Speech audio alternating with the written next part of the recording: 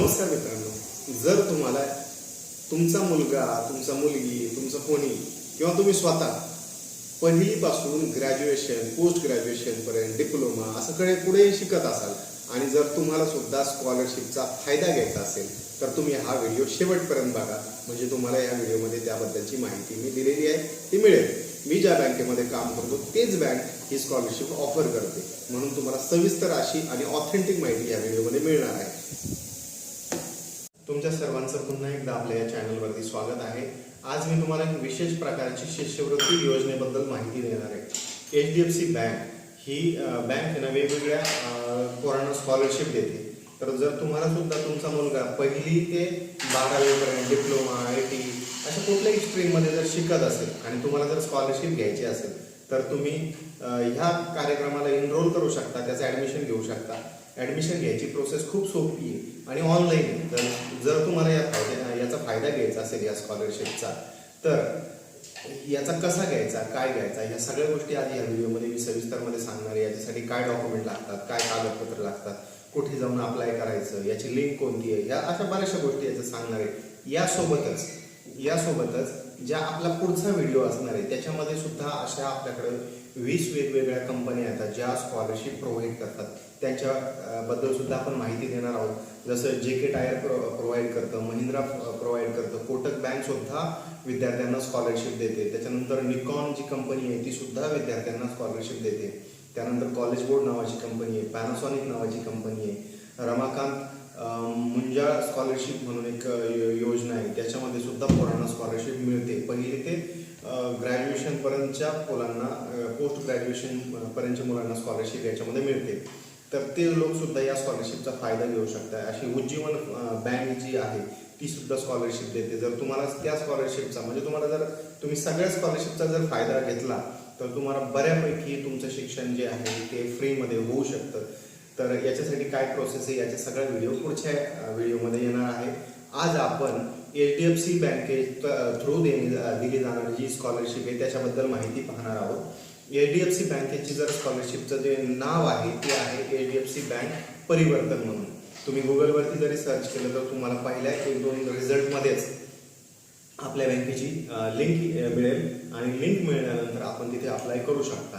तर आता विद्यार्थ्यांना सर्वात महत्त्वाचं म्हणजे ही स्कॉलरशिप कोणाला मिळणार आहे. तर ही स्कॉलरशिप म्हणजे ही 1ली ते 12वी पर्यंतचे जे विद्यार्थी आहेत, शालेय विद्यार्थी, त्याच्यासोबतच डिप्लोमा, ITI, पदवी म्हणजे ग्रॅज्युएशन आणि पोस्ट ग्रॅज्युएशन याच्या सर्वसाधारण आणि व्यावसायिक अभ्यासक्रम या सगळ्यांसाठी ही स्कॉलरशिप उपलब्ध आहे. ही स्कॉलरशिप जवळपास मिनिमम 15,000 सुरू होते आणि 75,000 रुपयापर्यंतची स्कॉलरशिप तुम्हाला या स्कीममध्ये मिळेल. याच्यासाठी पात्रता काय आहे तर मित्रांनो, ही स्कॉलरशिप आणि बाकीच्या ज्या स्कॉलरशिपचे मी तुम्हाला नाव सांगितले या सगळ्या स्कॉलरशिपचा जर तुम्हाला फायदा घ्यायचा असेल तर याच्यासाठी इलिजिबिलिटी म्हणजेच पात्रता. तर पहिली गोष्ट म्हणजे अर्जदार जो कोणी ॲप्लिकंट आहे तो खाजगी किंवा सरकारी अनुदानित संस्थेमध्ये, शाळेमध्ये पाहिजे. 1ली ते 12वी diploma, ITI, graduation, post graduation इथे कुठेतरी तो शिकत असलेला पाहिजे. शिकत असल्यानंतर त्याच्याकडे सर्वात शेवटचे पासआउट झालेले सर्टिफिकेट, जे पासिंगचे सर्टिफिकेट आहेत ते लागतात. त्याची सुद्धा स्कॅन कॉपी तुम्हाला तिथे अपलोड करायची. त्याच्यानंतर कुटुंबाचं इन्कम सर्टिफिकेट असतं ते सुद्धा तुम्हाला तिथे लागतं. तर मी इन्कम पात्रतेबद्दल बोलत होतो. तर पात्रतेमध्ये पहिली अट मी तुम्हाला सांगितली, तुमच्याकडे सर्टिफिकेट पाहिजे तुमचं पासिंगचं, त्याच्यानंतर तुमचं कुठेतरी ॲडमिशन पाहिजे, त्यानंतर तुमचं इन्कम सर्टिफिकेट लागतं जे तुम्हाला कुठे मिळवायचं ते सुद्धा मी तुम्हाला सांगितलेलं आहे. त्यासोबत तुम्ही ही जी स्कीम आहे ही फक्त भारतीय नागरिकांसाठीच आहे आणि भारतीय नागरिक असल्याचा तुमच्याकडे काहीतरी पुरावा पाहिजे, काहीतरी डॉक्युमेंट लागतं त्याला. आधार कार्ड, पॅन कार्ड वगैरे हे डॉक्युमेंट याच्यासाठी सफिशियंट आहे. KYC डॉक्युमेंट जसं आधार, पॅन किंवा तुमचं कुठलंही तुमच्याकडे ड्रायव्हिंग लायसन्स असेल किंवा कुठल्याही प्रकारचं कागदपत्र तुमच्याकडे जे आहे जे तुमचा पुरावा इस्टॅब्लिश करतं असं कुठलं तरी डॉक्युमेंट तुम्हाला यासोबत जोडायचं आहे. त्याच्यानंतर ज्या काही अशी कौटुंबिक संकटाचा जर तुम्हाला सामना करायला लागला असेल पोरांना, काही पोरं अशी असतील ज्यांच्या घरची काही प्रॉब्लेम असतील तर अशा पोरांना सुद्धा ही स्कॉलरशिप हमखास मिळते. तर याचं सुद्धा तुम्हाला सर्टिफिकेट तुमच्याकडे जर असेल तर अतिउत्तम. म्हणजे काही मुलांच्या घरी प्रॉब्लेम झालेले असतात तर त्याचा काहीतरी जर प्रूफ दिला, तुम्ही पुरावा दिला तर ही सर्टिफिकेट त्यांना ही स्कॉलरशिप मिळू शकते आणि त्यांना ही स्कॉलरशिप मिळण्यासाठी खूप या गोष्टीचा फायदा होऊ शकतो. मित्रांनो, याचे फायदे काय आहेत तर निवडलेले जे विद्यार्थी आहेत त्यांना जवळपास 1ली ते 6वीपर्यंत जे विद्यार्थी जर असतील तर त्यांना 15,000 रुपयापर्यंतची स्कॉलरशिप आहे. त्याच्यानंतर 7वी ते 12वी डिप्लोमा IT आणि पॉलिटेक्निक हे विद्यार्थी जर असतील तर यांना आपण 18,000 रुपयापर्यंतची स्कॉलरशिप या योजनेमार्फत HDFC बँक देते. त्याच्यानंतर कागदपत्रे काय काय असतात आणि अंडर ग्रॅज्युएशन आणि पोस्ट ग्रॅज्युएशनसाठी अमाऊंट जास्त आहे, तर त्याचं मी काय तुम्हाला इथे सांगत नाही, तुम्ही डायरेक्ट वेबसाईटला जाऊन ती पहा. त्याच्यानंतर कागदपत्र, तर मित्रांनो कॉमन कागदपत्र आहे, जसं पासपोर्ट साईजचा तुमच्याकडे फोटो पाहिजे, त्याच्यानंतर तुमची शेवटची गुणपत्रिका पाहिजे, मार्कशीट पाहिजे, त्याच्यानंतर अर्जदाराने शासनाने जारी केलेलं कुठलं तरी ओळखपत्र, जसं आधार वगैरे, आधार चालून जातं. अर्जदाराने शासनाने जारी केलेलं कुठलं तरी ओळखपत्र पाहिजे आपल्याला याच्यात. त्याच्यानंतर 26-27 म्हणजे ह्या चालू आर्थिक वर्षामध्ये त्याचं जो विद्यार्थी आहे त्या विद्यार्थ्याचं कुठंतरी ॲडमिशन आहे याचं प्रूफ पाहिजे. मग त्या प्रूफमध्ये तुम्ही ॲडमिशन फी भरल्याची पावती सुद्धा देऊ शकता, बोनाफाईड सुद्धा देऊ शकता, प्रवेशपत्र सुद्धा देऊ शकता. अशा कुठल्याही प्रकारचं सर्टिफिकेट तुम्ही याच्यामध्ये देऊ शकता, जेणेकरून तुम्ही ॲडमिशन घेतलंय हा पुरावा सिद्ध होईल. त्यानंतर तुमची स्कॉलरशिप तुमच्या खात्यामध्ये जमा करण्यासाठी तुमचं कुठेतरी बँक खातं सुद्धा असणं गरजेचं आहे. तर बँक खात्याचं पासबुकची झेरॉक्स सुद्धा तुम्हाला इथे लागणार आहे. त्यानंतर उत्पन्नाचा पुरावा, तर मित्रांनो उत्पन्नाचा पुरावा तुम्ही ग्रामपंचायत, वार्ड काउन्सिलर किंवा सरपंच यांनी दिलेलं उत्पन्नाचं जे प्रमाणपत्र आहे ते चालतं. याच्यासोबत DSM, DMCO किंवा तहसीलदार यांनी दिलेलं जे उत्पन्नाचं प्रमाणपत्र आहे ते सुद्धा तुम्ही देऊ शकता बँकेला. त्याच्यासोबत तुम्ही हे जर नसेल तर तुम्ही शपथपत्र सुद्धा देऊ शकता. त्याच्या बेसिसवरती सुद्धा तुम्ही ह्या गोष्टीसाठी अप्लाय करू शकता. आणि जर विद्यार्थ्याचं कुटुंब काही त्रासातून गेलेलं असेल मागच्या वर्षी, तर त्याचं जर तुमच्याकडे काही प्रूफ असेल तर तो सुद्धा तुम्ही सोबत जोडू शकता. संकटाचा सामना केलेला आहे असं काही जर असेल तुमच्याकडे तर ते सुद्धा चालतं. तर मित्रांनो, सर्वात महत्त्वाची आता आणि शेवटची गोष्ट म्हणजे अर्ज कसा करायचा. तर अर्ज करण्यासाठी खूप सोपी पद्धत आहे.